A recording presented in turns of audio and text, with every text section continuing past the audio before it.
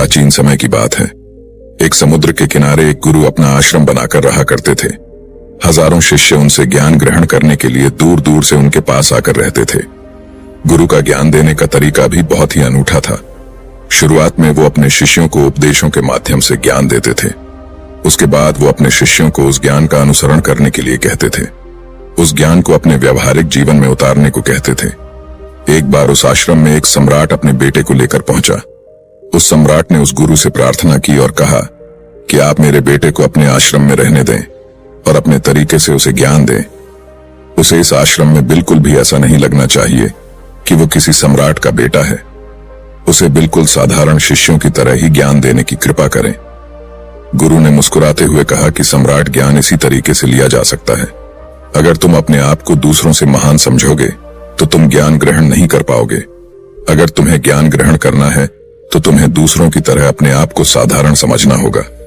यही ज्ञान ग्रहण करने की सबसे पहली सीढ़ी होती है। तुम निश्चिंत रहो, आज से तुम्हारे बेटे की जिम्मेदारी मेरे कंधों पर है। यह कहकर गुरु सम्राट के बेटे को अपने साथ लेकर समुद्र के किनारे टहलने के लिए निकल गए। आश्रम के बाकी सभी बच्चे उस सम्राट को देख रहे थे। सम्राट अपने बेटे को अपने रथ पर बिठाकर लाया था, जिससे सभी बच्चे समझ गए थे कि यह बच्चा सम्राट का बेटा है। इसी वजह से आश्रम के सभी बच्चे सम्राट के बेटे की तरफ आकर्षित हो गए थे। जब गुरु सम्राट के बेटे को लेकर समुद्र पर टहल रहे थे तो सम्राट का बेटा अचानक फूट फूट कर रोने लगा, क्योंकि अभी वो सिर्फ 12 वर्ष का था और 12 वर्ष की आयु में उसके पिता उसे अपने से दूर करके चले गए थे। ये सदमा वो बच्चा सहन नहीं कर पा रहा था। वो नहीं समझ पा रहा था कि उसके पिता उसकी भलाई के लिए उसे उस गुरु के पास करके गए हैं। उसे रोते हुए देखकर गुरु ने कहा कि बेटा, मैं तुम्हें चुप नहीं करूंगा। हो सकता है कि आज मैं तुम्हारे आंसू पोंछ दूं, लेकिन कल तुम फिर अपने आप को अकेला पाओगे। याद रखना, जीवन में इंसान अकेला आता है और अकेला ही जाता है। जितनी जल्दी जो इंसान इस बात को समझ लेता है, वो उतनी जल्दी आत्मज्ञान के रास्ते पर निकल जाता है। गुरु ने अपनी बात आगे बढ़ाते हुए कहा कि जो इंसान अकेला रहना सीख लेता है वही खुद से प्यार कर पाता है, और जो खुद से प्यार करना जानता है वो किसी के भी जाने का अफसोस नहीं करता, क्योंकि वो खुद से ही प्यार करता है।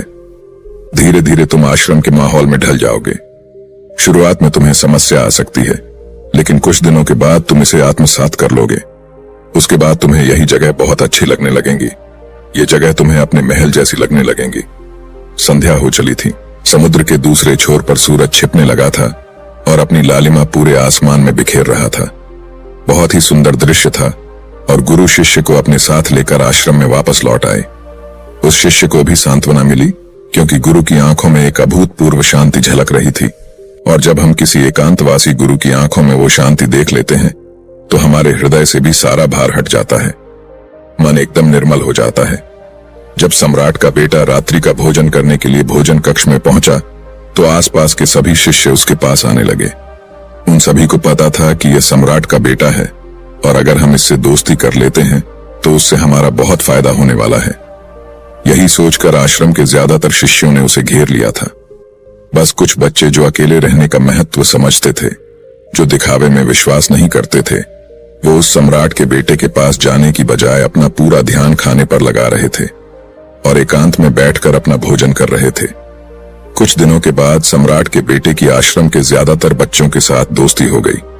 अब वो आश्रम में उन बच्चों के साथ घूमता, उन्हीं के साथ अपना ज्यादातर समय बिताता। आखिरकार वह सम्राट का बेटा था, सुख सुविधाओं में पला हुआ था। आसपास बहुत से दास और दासियां होते थे।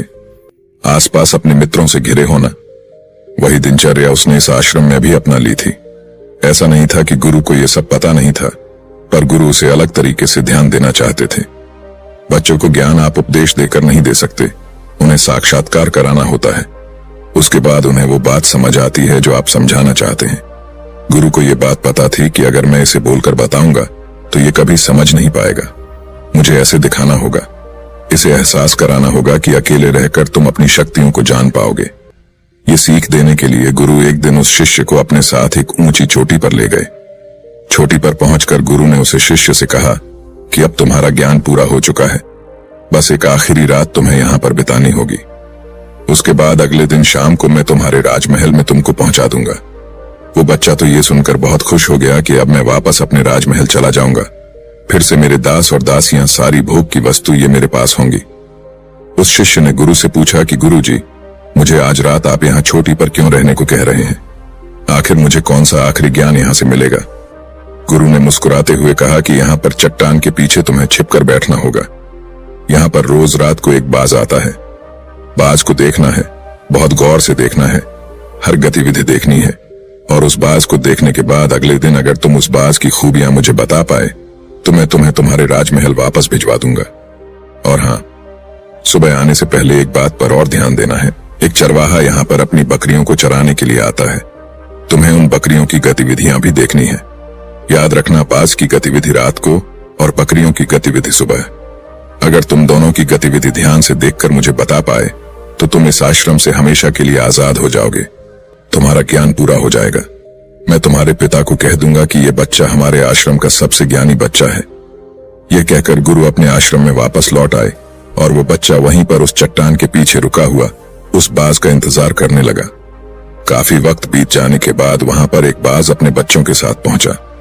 सम्राट के बेटे ने पूरी रात उस बाज की गतिविधि बहुत ध्यानपूर्वक देखी और सुबह होने के बाद जब चरवाहा वहां पर अपनी बकरियों को लेकर पहुंचा तो उसने एक अभूतपूर्व दृश्य देखा। उसने देखा कि वो बाज बकरी के एक मेमने को अपने पंजों में दबाकर आसमान में चला गया। उसने उस बकरी के बच्चे का शिकार कर लिया था। ये सारा दृश्य देखकर वो बच्चा आश्रम में वापस अपने गुरु के पास पहुंचा। इससे पहले कि गुरु उससे कुछ पूछते, उसने गुरु को प्रणाम करते हुए कहा कि गुरुदेव, आप आश्रम के सभी बच्चों को यहाँ पर बुला लीजिए। मैं सब लोगों को बताना चाहता हूँ कि मैंने क्या देखा। जब आश्रम के सभी बच्चे वहां पर पहुंच गए तो उस सम्राट के बेटे ने कहना शुरू किया कि मैंने अपने जीवन में बहुत से पक्षियों को देखा है, लेकिन बाज उन सभी पक्षियों में से सबसे अद्भुत और सबसे अलग होता है। उदाहरण के लिए एक तोता हम सभी ने देखा है। तोता बोलता तो बहुत है, लेकिन कभी ऊंचा आसमान में नहीं जा पाता। लेकिन एक बाज जो कि हर समय शांत रहता है, वो आकाश को भी छू सकता है। उसमें आकाश को छू लेने का सामर्थ्य होता है। जब भी एक बाज अपने शिकार को निश्चित कर लेता है तो वह उसी शिकार पर अपनी नजरें लगाए रहता है, चाहे वो कितनी भी ऊंचाई पर क्यों ना हो, चाहे कितना भी खतरनाक तूफान क्यों ना आ जाए, लेकिन उसकी नजर हमेशा अपने लक्ष्य पर स्थिर रहती है।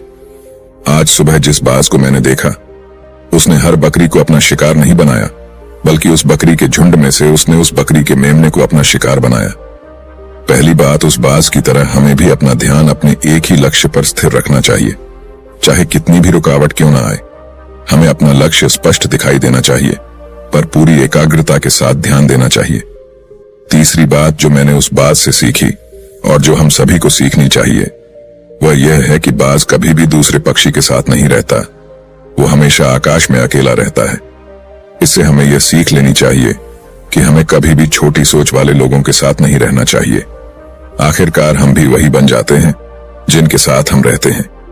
इसीलिए या तो महान सोच वालों के साथ रहो या फिर अकेले, क्योंकि जब हम अकेले रहते हैं तभी हम खुद की ताकत और खुद की कमजोरियों को जान पाते हैं।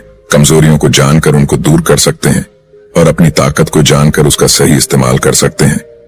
लेकिन वो तभी संभव होगा जब हम अकेले रहना सीखेंगे। चौथी सीख जो हमें एक बाज से लेनी चाहिए कि एक बाज हमेशा अपनी सीमाओं से ऊपर रहता है।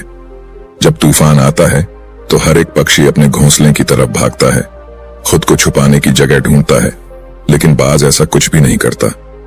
वो खुद की सीमाओं को हटाकर बादलों से भी ऊपर जाने का प्रयास करता है। हवाएं उसे धक्का मारती है, पंख उसके भारी हो जाते हैं, पानी और धूल की वजह से कुछ दिखाई नहीं देता, लेकिन वो फिर भी आसमान की तरफ जाता रहता है और अंततः बादलों से भी ऊपर निकल जाता है और वहां तब तक ऊपर जाता रहता है जब तक मौसम ठीक नहीं हो जाता। अपनी सीमाओं को सिर्फ इसलिए हटा पाता है क्योंकि वो समस्या के आने पर उससे घबराता नहीं है। उसे डर कर बचने का प्रयास नहीं करता, बल्कि एक सकारात्मक नजरिए के साथ उसका सामना करता है। जीवन में चाहे कितनी भी रुकावटें क्यों ना आए, हमें उन रुकावटों को हराना चाहिए, न कि उनसे डरकर कहीं छुप कर बैठना चाहिए। बहादुर तो वो लोग होते हैं जो तूफानों से टकरा जाते हैं, कायर तो अपने घर में, अपने घोंसले में, अपनी जगह में आराम से बैठ जाते हैं।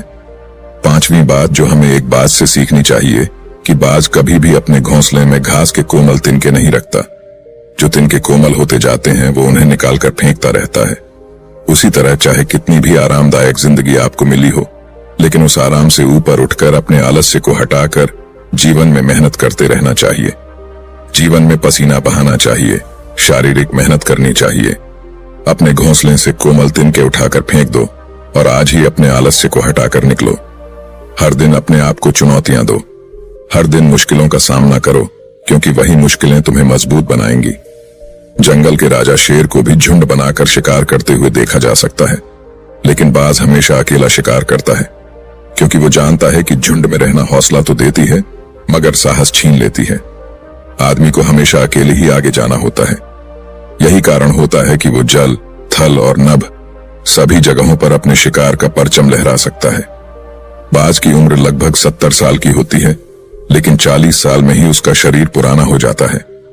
नाखून उसके पैरों में धंसने लगते हैं, पंख उसके शरीर में चिपक जाते हैं, उसकी चोंच खराब हो जाती है, उसका शरीर भारी हो जाता है। ऐसी स्थिति में शिकार करना तो क्या, जीने की भी हालत नहीं रहती उसकी। ऐसे में उसके पास सिर्फ 2 विकल्प होते हैं।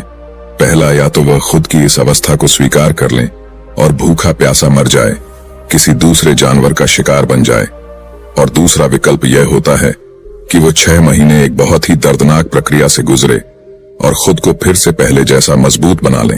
लेकिन बाज दूसरा विकल्प चुनता है। इसके लिए वो खुद को एक बहुत ही ऊंचे चोटी पर ले जाता है, जहां वह पहले अपने सारे पंख खींच खींच कर निकालता है और फिर चट्टान पर पैर मार मार कर अपने पंजे कुतर देता है। उसके बाद उसी चट्टान पर अपनी चोंच को पटक पटक कर पुराना हिस्सा निकाल देता है और इस लहूलुहान अवस्था में खुद को दूसरे जानवरों से छुपाता फिरता है। अगले 6 महीने तक वो इसी दर्दनाक प्रक्रिया से गुजरता है और इंतजार करता है नए चोंच, नए पंखों का। तब फिर वो अपनी नई जिंदगी शुरू करता है और निकल जाता है अपने शिकार पर और अगले 30 सालों तक फिर से राज करता है। इसीलिए समय आने पर हमें भी अपनी पुरानी आदतों को त्यागना होता है और कुछ नया सीखना होता है। समय के साथ बदलना होता है, अपने आप को तैयार करना है, वरना हमारा भी शिकार हो सकता है, हम भी पीछे रह सकते हैं। इसके बाद सम्राट के बेटे ने बकरी की विशेषता बताते हुए कहा कि बकरी हमेशा झुंड में चलती है। उन्हें झुंड में एक साथ चलने से हिम्मत मिलती है, लेकिन जैसे ही उन पर शिकार होता है वैसे ही वो बकरियां तितर बितर हो जाती। उस पूरी बकरियों में से एक भी बकरी अपने साथी की मदद करने के लिए वापस नहीं लौटती। इससे हमें यह सीख मिलती है कि हमारे साथ कितने भी लोग हो, किसी पर भी यकीन नहीं करना। यकीन करना तो खुद पर करना, क्योंकि बुरा समय आने पर वो बकरी तितर बितर हो जाएगी, आपको पता ही नहीं चल पाएगा।